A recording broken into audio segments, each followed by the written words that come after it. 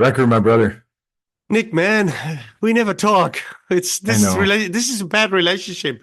I'm putting everything that I have, my heart and soul into this, my body, and I Please. get nothing. I get nothing back. Where are you, man? First of all, you don't put your body into anything. All right. I get no Well, affection from well, you. Uh, yeah, dude, all I know is this. I'm an administrator now. you So are. You're no longer a researcher. I know you still think you are, but you're not.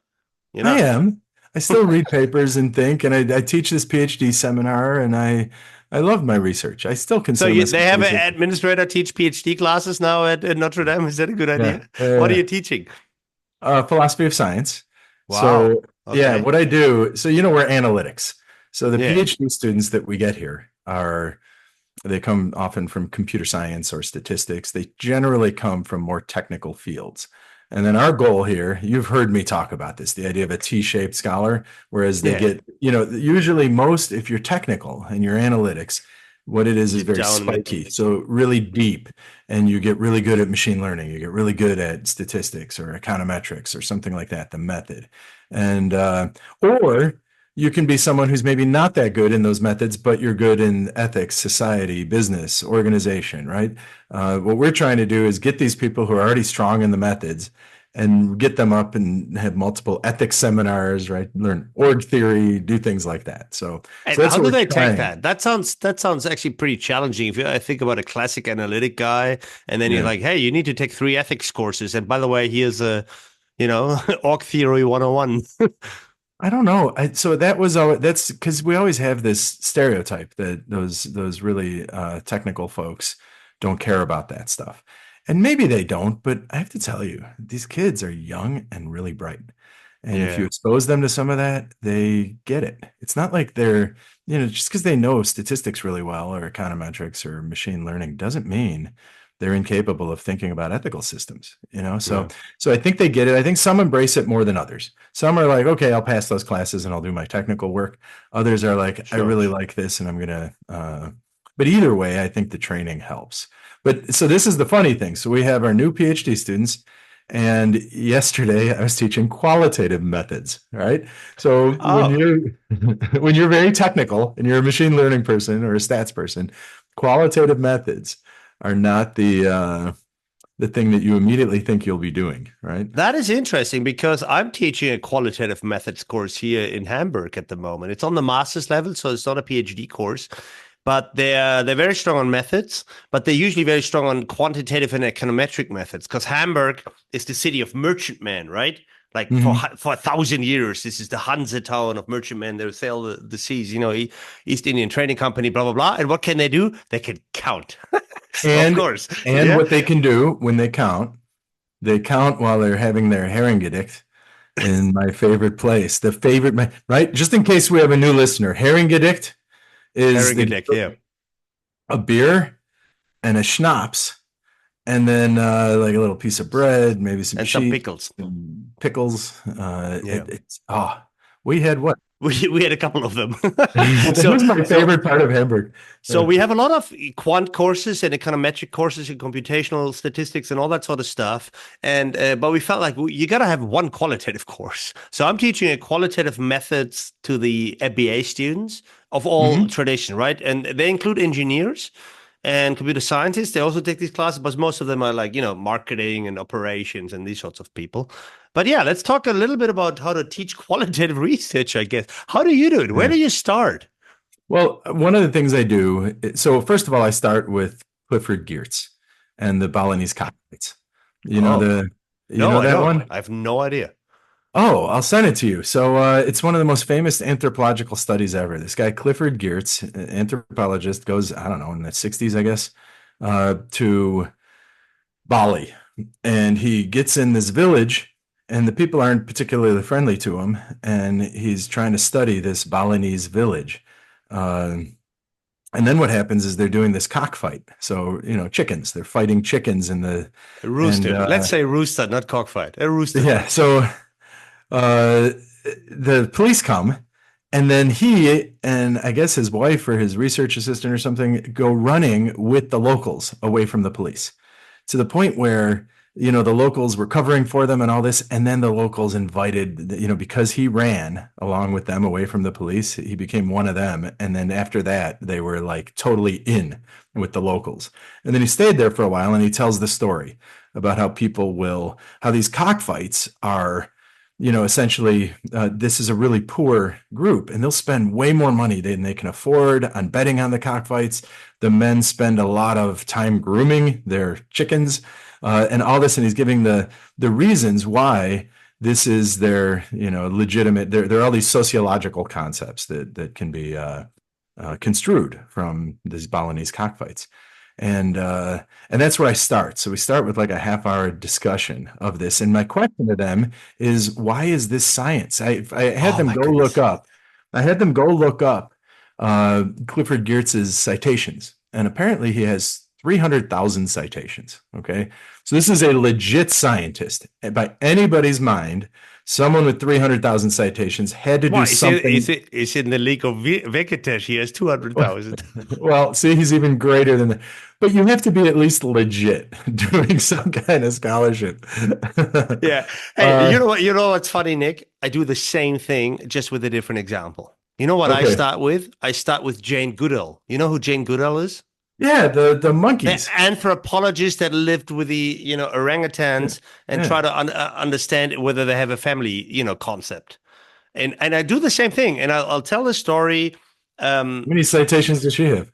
I don't know, but I met her once. Anyway, not the point of the story. So I tell the same story, and then I usually tell the story to the point that someone raised their hand and said like, "This is not science," and I'm saying exactly right. And then we go through it, like what is normally science and how breaks from some of the traditions, right? Independence, observation, replicability, all of that goes out of the windows. But it's still, we're still building lots of really useful knowledge and stuff like this in ways that with traditional methods you couldn't. Anyway, so Yeah. I have the same starting point. I didn't know Yeah. that. Just a different Yeah. story. Yeah, and then it's about, okay, so I talk about, well, what are we doing, and what's the difference between that and say journalism or history? Because it's not, this anthropological study, this deep understanding, this rich description, which is what Geertz is famous for doing. It's like, well, what's the difference? So let me quiz you, Recker. Why is that? And I know you didn't read the paper, so this is a bit unfair, but why would going to Bali and realizing that these cockfights have all this identity significance and group formation significance and all of this sort of thing in Bali, why is that science? Well, knowing you and not having read the paper, I guess you'll come up with something that he came up with some very interesting new concepts that he then embedded in the cumulative tradition and advanced our understanding of legitimization or whatever else was going on at the time. Well, so it wasn't that, and that's the really interesting thing is he didn't really lay out a specific theory in the same sense. He had this idea of deep play. So he'll there are certain things people theoretically reference him for, but I think what he was really doing is saying, okay, it was one of the big papers that really ushered in the era of cultural relativism, in the sense Cultural. that, right, in that you look, it's because we've been studying these British guys back in the 1800s were already studying Bali, and they were studying China, and they were studying Africa and India and everywhere Yeah, else. classical ethnography. And You go to and cultural regions that otherwise yeah, are inaccessible to study. yeah. But this is what the British did back in the 1800s, is that they would look at them and they would be like reporting on the curiosities of the savages, right? Everyone who wasn't British, right, was Was a a savage. savage. And whatever their culture was inferior to the British culture. And it's like, look at the cute little rituals that the savages have. Look at the Yeah, cute little, and we have to teach them the right way of doing it, which is the British way, right? with some tea in So it. Yeah. yeah, so it was this very British centric, Eurocentric view of the world, and it was this superiority that we British men are going to be superior. And what he was basically arguing, or what you could take away from what Geertz argued, is wait a second, if you're a British dude and you're in this poor country in a village scraping, uh, this isn't some cute inferior. This is a fundamental way you build your family identity, your tribe identity, how you get status when you don't have money to actually get status, how you do all these social things that we're doing in Britain in a different way. They do it too. It's just around these cockfights, right? That was his argument, that, and I think at least Oh. this is that it's not inferior. It's doing the exact same damn thing we are in Britain. Well, although I don't think he's British, he's American, but it's It the just looks Western. differently in the, It the just looks manifestation different, looks but it's different. constructing the same flipping things that we are. It's like this is not some inferior group of savages. This is humans doing the exact same thing we are, but they're doing it a different So way. what I do is a little bit different, right? So I start with Jane Goodall and say, like, what is she doing? Living with the apes and cuddling them and, and doing all this sort of stuff. That's not scientific at all.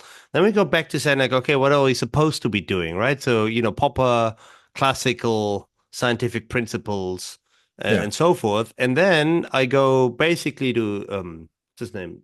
Durkheim, is it Durkheim, right? So invention of social science. Emil. Yeah. Yep, exactly. Emil Durkheim and saying, look, that's what happened. We established that we have, social phenomena and socially constructed facts and events, and they also matter to our world. So let's study those. And should we study them? Well, with our scientific methods, of course, right? And then afterwards, we had Giddens and others and saying, well, we're reaching limits. Some of the stuff we can't really study using the same methods, not as well. We're running into problems. You can't send a survey instrument to your orangutans. You Yeah. can't, or you can, but you shouldn't experiment with them because you can't study the family situation of apes if you put them in a cage in a lab, right? So it's Yeah. not working, but it's still relevant to know. So how do we do this? And then we saw that rise of ethnographic, anthropological methods. We saw the beginnings of case study methods, although they came a bit earlier.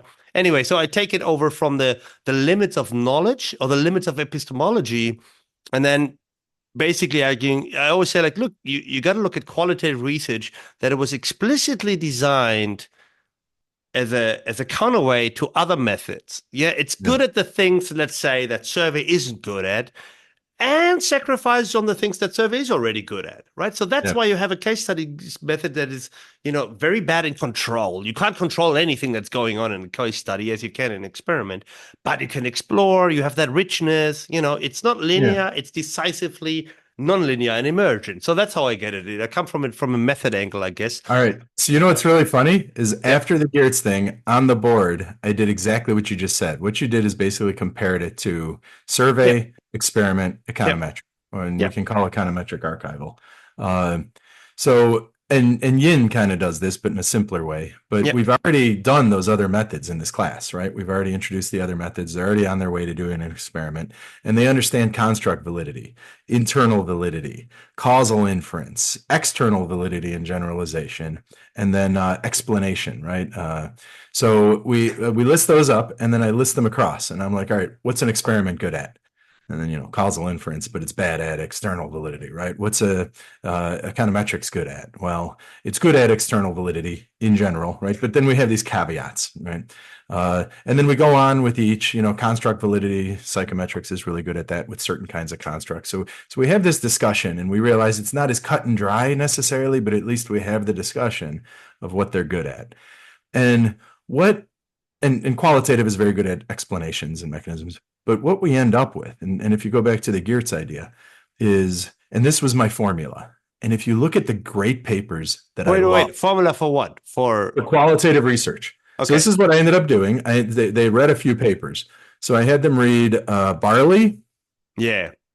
which is the The classic IS, whatever, No, wait, occasional you mean like structuring. the 1986 Bali? Yeah? Yeah, the CT Yeah, okay. scanners, Yeah, right? exactly. So That, yeah. I Gotcha. have him read Barley, and then Kate Kellogg has a paper from a couple of years ago that I love, so I have him read that, and then of course I have him read my own paper, the Oh, one. you're such a Yeah, come on, I'm Actually, teaching them a having class. said that, I use case studies for my own work too.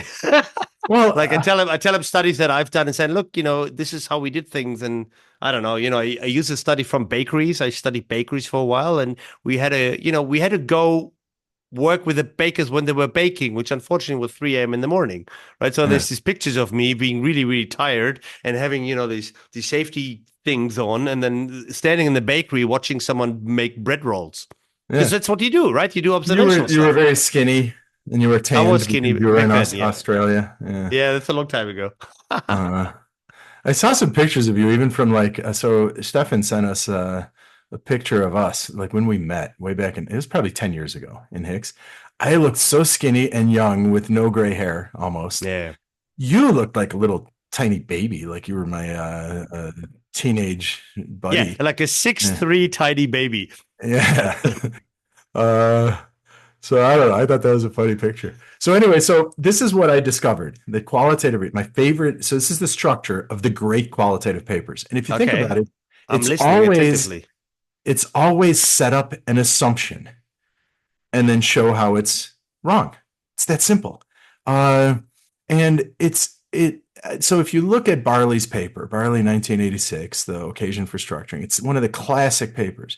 He sets up in the lit review. The lit review has two sections, and this is true for all three of those papers.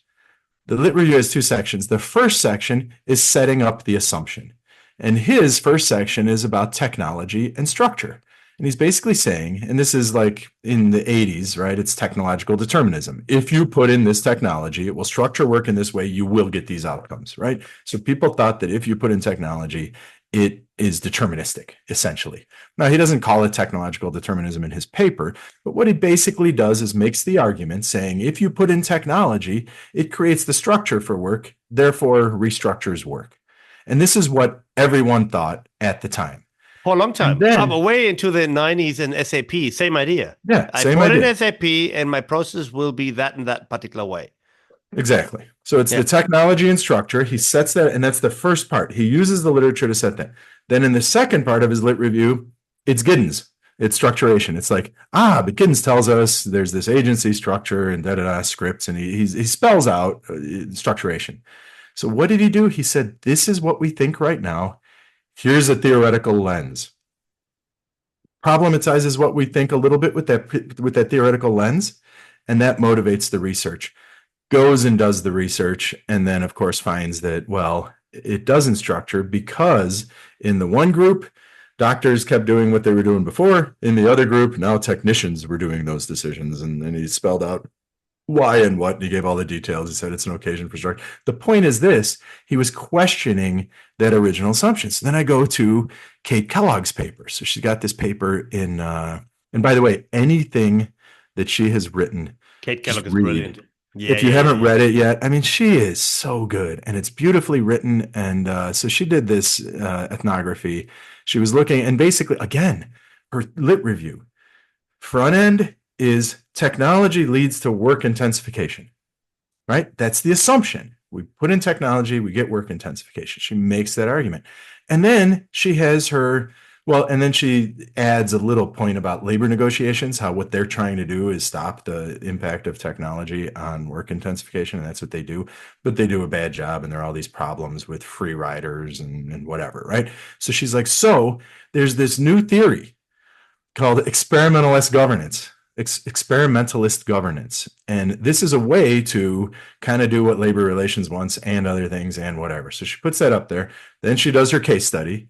And then she shows that this experimentalist governance actually seems to deal with the issue of technology and work intensification, right? So beautiful. You set up the assumption, you have a theory, you show your data, So, essentially show how existing knowledge is doesn't so, hold. so, so two questions here. So the one is or 2 points. One comment, one question, of course, as an academic. The comment I would make is, okay, I can see the formula in a couple of papers. So the papers that I was thinking of while you're talking is a variant of it, but Lynn Marcus, Power Politics, same formula. With the only difference is that she gives you three alternative explanations that were floating around. That's a little different. So I It's a think little bit so. different. It's the same idea. Let's get into exceptions in a second, but I do want to point out two more things that we did yesterday. So first of all, I have to talk about my own paper. So I set it up. I have 2016. It's my shock absorbers paper, NASA. I said, look, we assume enterprise systems are about integration and control. And in order to do so, we have to get rid of misalignments. Then I bring up my theory, my theoretical lexicon, which is organizational routines. Then I analyze NASA, and I basically say, well, no, we don't want to get rid of misalignments because the misalignments are enabling integration. Oh, the and shock. control. Yeah. Okay. So Right? here's my question. Uh-huh. So okay, let's talk about the exceptions or the variants of it a little bit later. In Okay, a second, because what I realize is that, and then I have one final one that I think was interesting because we were engaging with experiments, and I looked at Taufik's paper from what is that, 2023, the Too Tired and Too Good. It's a nice privacy paper, and it's really interesting, and it's an experiment, so it's not qualitative. And guess what he does? he sets it up. There's privacy, It doesn't he set it up with a privacy paradox? We think yeah. that there is this paradox, but then he shows that actually Well, he that's does not. it a little different. He basically starts off by saying, the more you're concerned with privacy, the less you'll share data. That's like the thing that you and That's I what we both think. know, Yeah, that's right? what we think. Then he kind of gets at privacy paradox. That's his theory. And then he adds okay, so how do we explain the privacy paradox? And he uses the elaboration likelihood model to bring up cognitive resources and mood state and whatever. But what he's doing is then he brings in his theorizing that that moderates our assumptions about privacy, and then he does a set of experiments that basically show that if people are tired and in a good mood, they'll just share data, right? So that's cool as far as a finding, but I guess the point is that to structure work, to structure research, the way you do it is, what is the current state of knowledge? What do we think? What's my theoretical lens? How did I just extend or refute what we think? It seems so obvious, Yes, right? but on the ground, it becomes tricky. And here's the question. So you're saying the first part is you set up what do we know, right? The Mm-hmm. assumption. And then you bring in that theoretical lens. Now, here's the thing. In most qualitative projects, that comes in later. You don't know that up front, right? So you sort of like at some stage during the analytical process, you realize, let's settle on this and this particular lens because it kind of seems to, right? So the paper are written in a way as if you knew all along because it Yes. happens in the background section. But the reality is usually is this sort of like it's emerged during the analysis thing, Yeah. right? So while you can set up the problematization, the difficult bit is, of course, like how do you find that theoretical lens?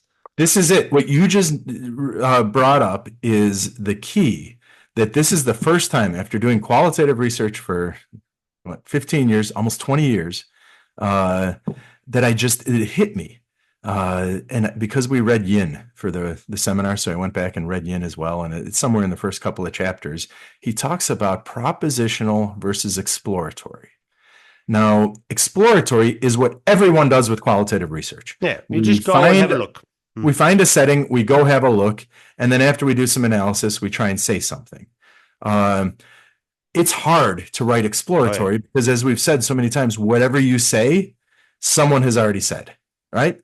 Uh, and again, now we're going back to you have to read the propositional, according to Yin, is the way we should be doing it more often, which is we have to propose how things are based on knowledge, existing knowledge. This is what I said in the episode with Paul Leonardi, where I said, like, look, the classical yin case study is gone. No one does that anymore. No one does a proposition based, like deductive case study where you come in with a theory and you code against that theory. Like no one does that, like in the way that it's akin to an experiment, right? So it's sort of like you have Yeah. the theory first. You need to have the proposition first, and your data collection analysis is guided by that proposition. Because you're right, everyone does it the other way. And then you run into that problem. But first of all, what you explore, probably we already know, Yeah. very likely that your case is really all that what we call revelatory, Yeah. unique, rare, extreme, whatever, very rarely. And Yeah. then second, even if it is, how can you ensure, because you can't, I think, that you find that angle, that lens, that perspective, that scaffolding, whatever we call that, to that really grasps at the empirics and is the answer to the problematization you set up. That's a Yep. really risky thing to do, right? Yep. And then everyone does Goya, and they come up with I three want to get to processes, that too. Yeah. right? And they come up with three processes. They do scanning and screening and scoping, or whatever the hell the three processes are. And then they say, that's my contribution. Meanwhile, scanning, well, let's say scanning, screening, and scoping. I'm just making up three processes, but that's what people do. They come up with three processes after their Goya. And then it's like scanning. Well, what is scanning? Scanning is scanning the environment, exploring. Well, what is that? Exploration, exploitation. This goes back to March and earlier. It goes back to Simon in March 1956, right? So now you're talking about search, proximal distal search, that sort of thing. So now what you've done with your initial exploratory analysis is hopefully maybe you say something like people need to trust in digital transformation. They need to trust, they need to, lead. Well, there's decades of work on trust. There's decades of work on lead. Your first exploratory analysis identifies some of the constructs. Then you have to go back to the literature, understand what we know about trust, about scanning, about whatever your construct is, and you have to redo everything. Yeah. Right. So this is what I do. We do this quite a lot at the moment, right? So over the last couple of years, I've done multiple studies here, and we continue to do this. So it's a difficult thing, and maybe we can get at some heuristics and like how we can approach this. So I would say, like, so you go explore, you get some interviews done, 20, whatever, very open. You code this data, open coding, and then you have a bunch of empirical insights. Maybe it's about trust, maybe it's about leadership, maybe it's about culture, maybe it's about whatever, right? So these things emerge from your data. I think what you can then do, now you have to go back and find something that actually speaks to these concepts, to these bubbles, and lend some coherence to them. So that means now, this is the difficult part, especially for students. You have to go back and remember some theory that talks about trust, leadership, and culture. Or one of them, not all three. Go find a theory about trust, right? In a similar context, right? Don't try to do all three, because if you try to do all three. But stop. Yeah. So first of all, the first rule would be don't try to find one theory that covers everything. So pick one of them and pick a theory that speaks to this. Okay, I buy that. That's a good rule. The second rule is... So limited conversants is your first rule. Limit your conversants to a particular theoretical argument. Yeah, and the particular theoretical argument must be something where your data departs from. Because otherwise, you'd end up with gravity in the kitchen. Now, if it's about trust, I can find a theory, some conversant that talks about trust that says exactly the same thing that I'm saying. Well, that's not helpful, because then you end up with gravity in the kitchen, and you end up with the paper that says, hey, guess it works here too.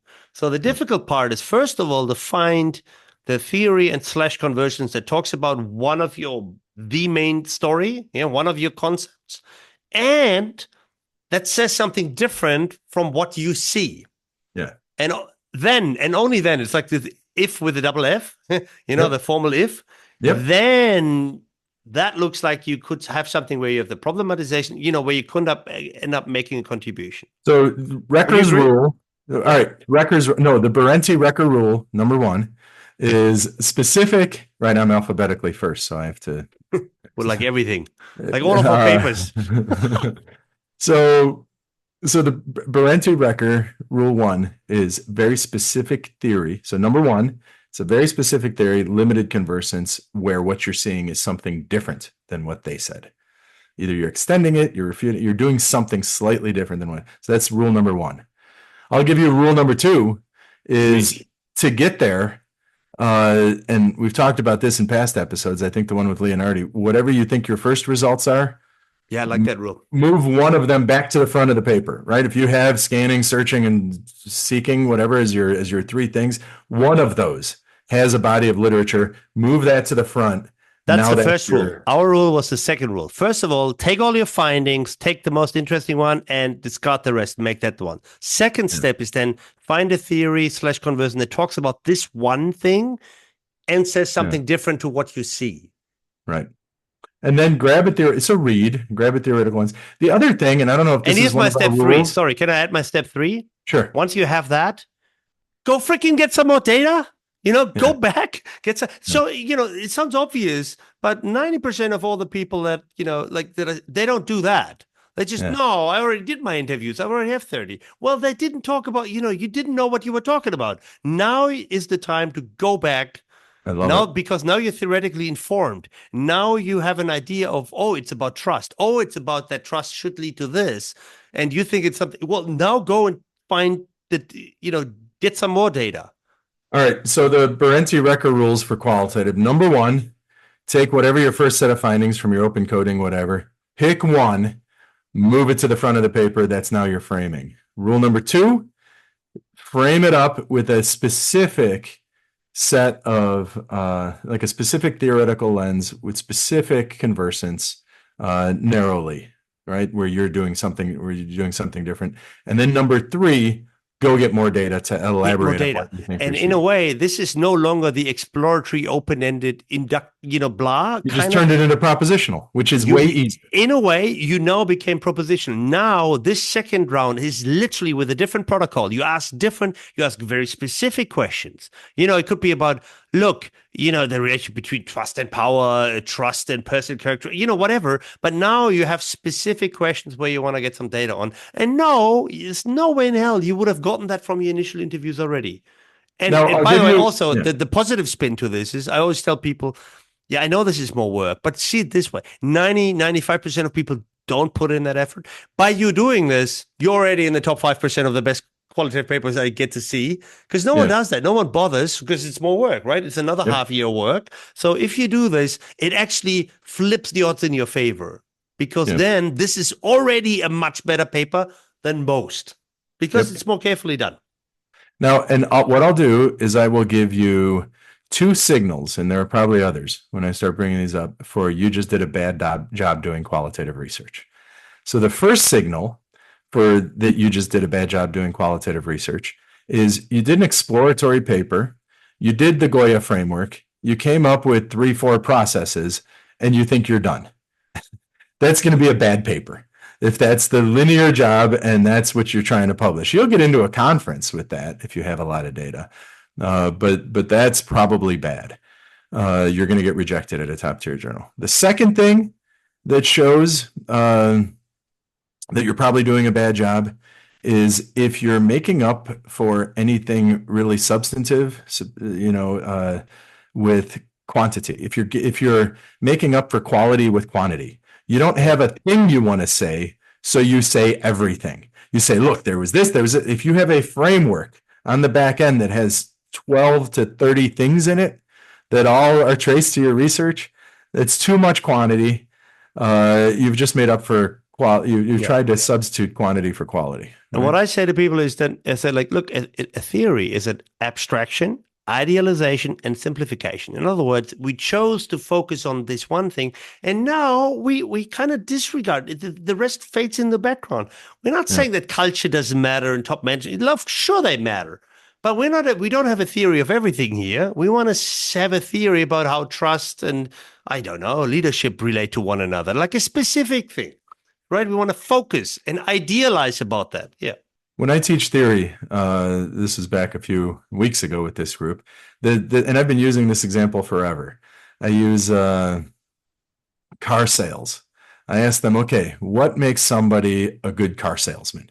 Like if they're going to sell you your Mercedes, you probably drive a Mercedes, don't you? What do you drive? No, I think professor. I heard your car sales example before. What kind of nucleus professor in Germany? It's your job to drive a Mercedes. I'm an institutional entrepreneur. I break with the rules. I'm like Jan Mentling. I run around with a hoodie.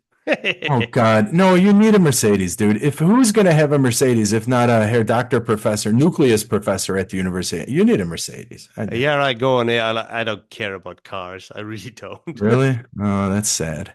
That's a shame. I thought you were a man. Nicely played. Nicely played. Hey, seriously. Wait, Okay, I was tell your theory. car sales example. Car sales. So, Wrecker, I'm going to. What are the things that make someone a good car salesman? Charismatic, likable, charismatic, persuasive, that sort of stuff. Yeah. Maybe if they're experienced, maybe hardworking. We could have a list of all the things, and you and I could work on this for a while, and we'd have a list of like 10, 12 things and I call that the laundry list explanation. And that's not a theory. That's a laundry list of all the factors that probably have something to do with selling cars. What a theory is I think women are better car salesmen than men, right? Or something like that. I think better looking people are better car salesmen than worse looking people. And then I would be like, well, why? And I would say, well, there are two possible mechanisms. One is good looking people are more confident, so that their looks are mediated through confidence. And that's what makes them car salesmen. Or good looking people like to look at them more, so they will buy cars more. So this is my theory of how looks. These are really bad theories, by the way, but I get it. But this would be a theory of how looks impact performance or something like that, right? We might use the case of car sales to think about looks impacting performance. And we can think of one mechanism being confidence, another mechanism being, just aesthetics, whatever. So now what you're doing, now it's still car sales, right? but now I'm actually developing a theory that is interesting. And of course, all the other things matter, like experience, charisma, but we have to control for all of those because those are, sure, they're explanations, but they're not our theory. So that's That's how what I I see mean with when I say idealization and abstracting. Abstracting always means you focus on something and not on other things. That's what abstracting means, it. right? So you abstract away from things and focus on things. And second, with that, you idealize. Yeah, like you just did that and said like women are better, car salesmen because they're better looking or something, right? So of course it's an idealization. It's like an extreme version, but Yeah. that's useful. You're actually building some contrast into this because to make like a predictive a proposition. Otherwise, we wouldn't have anything we can argue with. Hey, I Yeah. have two very practical questions. No, one practical question, and then I want to talk about the Gioia method for a little bit. The very practical question, right? So you said, look, in the paper, you have that first section of the background that sets up the assumptions, and the second section, I agree with you, is usually, and this is the theoretical lens that we brought in, blah blah blah. How am I going to Now, code my data? Yeah. right. And we just established that very often you find that lens later in the analytical process while you're doing stuff. But then you write Yeah. it earlier. And that's Right. always a little bit awkward, isn't it? I mean, you have to say something like, look, this next section is something found in the data, but, we mentioned it on page 5. Like, you have a tip Yeah. for how to do that nicely, eloquently? How do you write that? Yeah. Well, I mean, in one of my papers, I actually have a little caveat saying, this is the theory section is written in such a way. This was exploratory, but the theory section was written in such a way that it's useful scaffolding to the reader.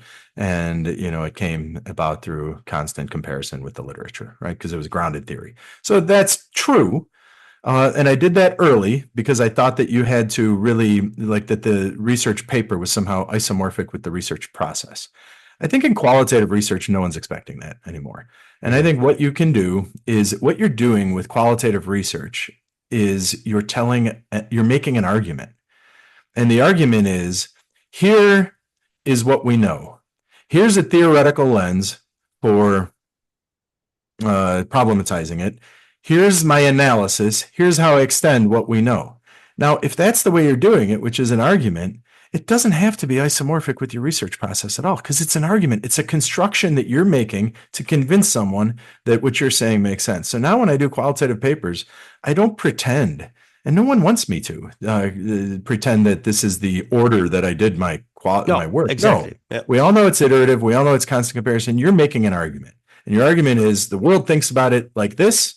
If you draw on this theory, and well, we analyzed this data, and of course, all of this came up while we were analyzing it. But here's our evidence for why that argument doesn't hold, or we extend it, or whatever. And then this is our new set of propositions. That argument doesn't need to reflect. So I agree. So what I do usually is in the introduction, I signpost my specific genre. Yeah, I would say like, look, in this, we do this and this and this. And we use this particular theory, for example, on the first page that emerged through our, throughout the research process. I said, look, we didn't start with this, right? And if we did start with this, I would have said that, right? So one signposting, and then it's enough. Then people know that the background didn't come, temporarily before the method or whatever. Cool. So, but one thing I think that is important is to give a justification why that lens. Why not some other lens? Yeah. Don't you agree? Yeah. Like they have to say like we picked STS or whatever, or institutional theory because it speaks to something. And whereas some other theory, I don't know, we had a good reason why we picked this, but let the reader know the reason. I think that's important. Yeah. And again, you're constructing an argument, so that reason should come if you have your act together. Here's what we know. I adopted this lens for this reason, and here's what I found.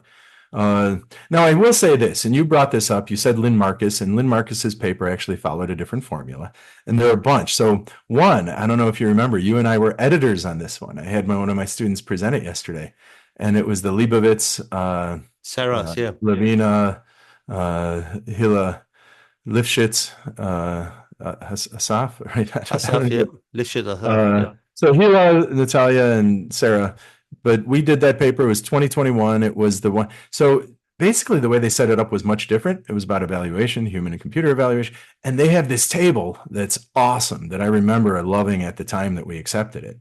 And I also remember that we were rushing. So I don't think they fully elaborated a theory on the back end, right? They have a long discussion and everything, but because of that table where they show the different uh, types of scanning or imaging that you do in the hospital, and then the different ground truth and the way the ground truth was created, right? I think it really kind of like Geertz. He didn't spell out how he's questioning the assumptions and that, but it was so clear.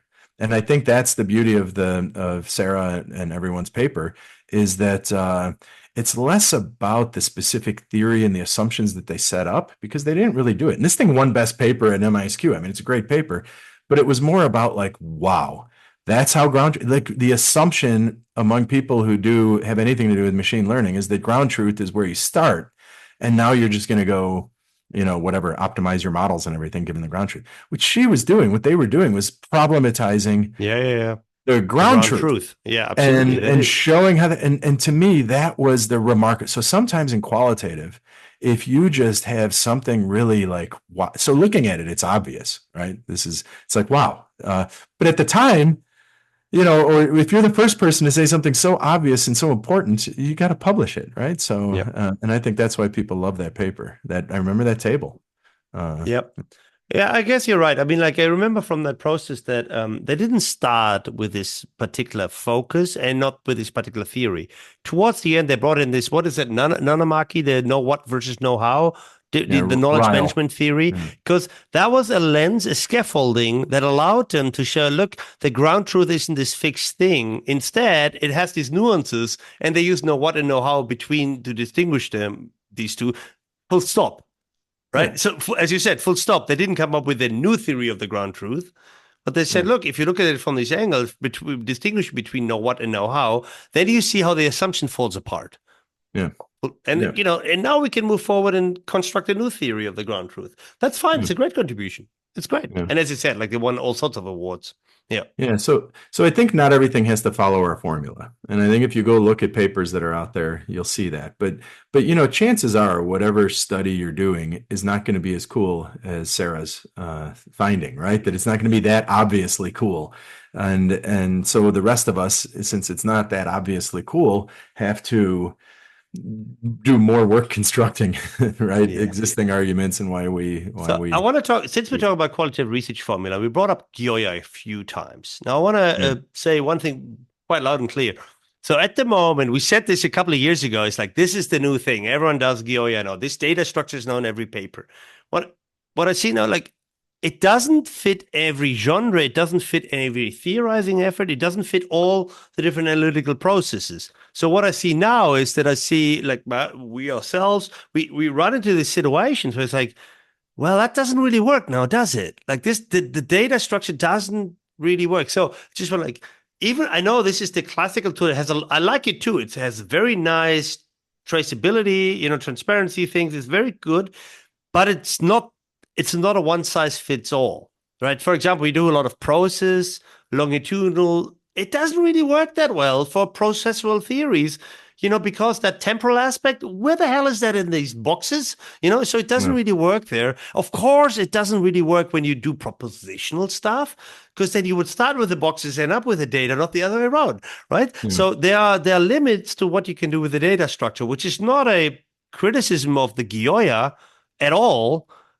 but it's just like, you don't have to put in a data structure everywhere.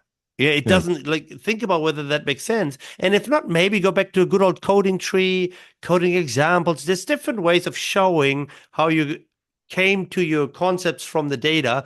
No, and it doesn't have to be a data structure all the Yeah. time. So yeah, two comments on Goya. One is if you go back and read Goya, he basically said it should be iterative. And this is just one step along the way and all of that sort of thing. And people don't necessarily iterate the way he intended. But with that said, in the end, it's kind of creating categories, isn't it? Yeah. It's about, and in grounded theory, there are a whole bunch of ways to create categories. And actually, and I don't know, hopefully he doesn't mind me mentioning him, but this is not my original. It's Hans Behrens at VU? in yeah, Absolutely. VU. Yeah. So Hans basically said, well, it's not about the boxes. The things we should be theorizing It's is the arrows. the arrows and the connections among the boxes. And it's like when you're just Yeah. putting boxes, you're not creating theory about, you're not thinking about the arrows, about the That's connections, what the I mean links with between, as right, soon the as you do processing. processual Yeah. stuff, it really becomes Yeah. about theorizing the arrows. I think Anne Langley wrote about this. And Yeah. then, the data structure falls short, unless, of course, you invent boxes for the arrows or something like, but really Yeah. it becomes very cumbersome. And, so I think sometimes you can go by your gut feel. When you try to construct the data structure for your model and it falls short, well, just find something else, do it in a different Well, way. You don't have to force fit it into that. the thing that always worked for me, and from my dissertation on, whenever I actually do the qualitative research myself, it goes from Miles and Huberman. Miles and Huberman had Yeah, these that's a data very good book. displays, and they would basically say, like, it's an art. You're constructing an argument. So what you need to do is use data displays as a way to help you're a computer, and what you're doing is pattern recognition. So you as a computer, how can we display the data such that you can recognize patterns, that you can identify patterns, you can do pattern matching, right? That's what we want to do as a computer. So Miles and Huberman had an entire book of data displays. In their entire book of data displays, there were two types of data displays that I always used. And the reason I say used is because now I'm an administrator and I don't do research anymore. You, but you have people do but that for you. yeah. But one was a case ordered descriptive matrix, which is this simple. You list your cases on the vertical axis, all your constructs, your categories, your boxes on the horizontal, and you just put quotes in there to see where you have a quote, where you have a whatever. And then the flip is a concept ordered descriptive matrix, where now I don't have the cases, I have certain concepts along, then I have another set and I do concept to concept matching, sometimes concept to process, and then what you're doing is in the box connecting the two is the arrow, right? And then the category, so you're connecting cases to categories in a sense, and then you're connecting categories to categories in the arrow and I was Yeah, literally using spreadsheets to do these throughout. yeah. I used to have spreadsheets for these sorts of things, right? Like with cross case analysis, I love them. I usually go Yep. by concept and then use examples from each of the cases, what that looked like, what Right. that concept, like Exactly. sensing or scanning, what that looked like for firm A, B, C, D, and E, and F. And like What are you, QCA does that in a mechanical sense, but it's yeah. right, The qualitative the other comparative. thing that I always like, well, you remember causal loop diagrams? Well, this one influences this, but this one is connected to this, and Yeah, sure. kind of useful too. It's also a data display method. Network matrices helped, right? If you don't think about network, the edges being people all the time, there could be activities or events or whatever things that happened, and then you connect them. So there's multiple ways that go beyond, just the plain old. Yeah, Data structure things like the boxes, the categorization. It's useful for abstracting. I get that, but it's kind of, if you think about it, the other way I said that. Look, basically, it's really helpful for variance theories, right? In a way, hmm, like this box is my independent variable, this one's my mediating variable, and this is my dependent variable. But if what you're doing doesn't really fit that particular classification, then really it reaches its limits, and then you have to find some other way. yeah. So I'm looking for it, and I'm not sure where it is, but Pam Hines has a paper where that I think is an alternative to Goya, and I'll find it and we can post to it. But it is exactly what we're talking about, which it's a structure. It's kind of a template if you follow it, and it's all about process. It's like, here's case one. This is the process that happened in case one. Here's case two. And it's like, I would say it's an alternative to Goya. So I'm going to, I didn't prepare for this, but I'll let you We'll know what it find it. is. We'll I put it think up it's later. about a decade old at this point. Anyway, all right. So we'll post the Pam Hines paper. People can look at it. What And we else, gave Roger? everyone a qualitative research formula. And we're going to close today by doing a little bit of a shout out. People, the year is closing. Very, very soon, we will have our incredibly famous and important This Ice Research Podcast Awards for the best paper of the year. So if you listen to this, you have 1 day left to submit a nomination of a great paper published or online in 2024. Send it to us, and it might just get an award, which makes or breaks careers, I'm told.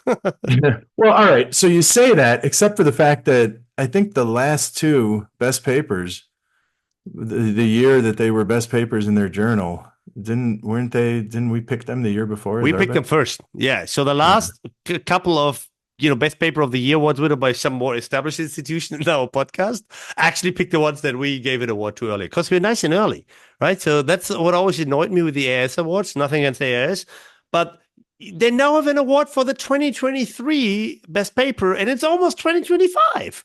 Yeah. That always annoyed the hell out of me, right? So it's not the best paper from this year. It was last year's best paper. Anyway, but of course, it's still very good, and I never got any of them, so and I probably never will. But anyway, Well, so we're doing our own awards, as you we know, can't give every you our best paper September. award because you're one of us, right? So And yeah, we don't get one from ourselves either. So, people, if you listen to this, you have about a day or two left for nominations. Submit a paper that you really like this year, send it to us. We'll consider it. And then, in our final episode for 2024, we do the award show as we always do. All right, Nick, now I have to go and teach all qualitative right, methods. Session today, cool. qualitative data analysis. And I'm starting, literally, second slide for today, next to my name, is the Miles and Huberman data display, data condensation, and conclusion drawing verifying model. Good. Because that explains everything there is to qualitative data analysis. Full stop. Nice. All right, good. Have fun, my brother. Yeah, good. Teach those people. Teach those All right. folks. Yeah, make it better. Good talking to you. All right. Later on.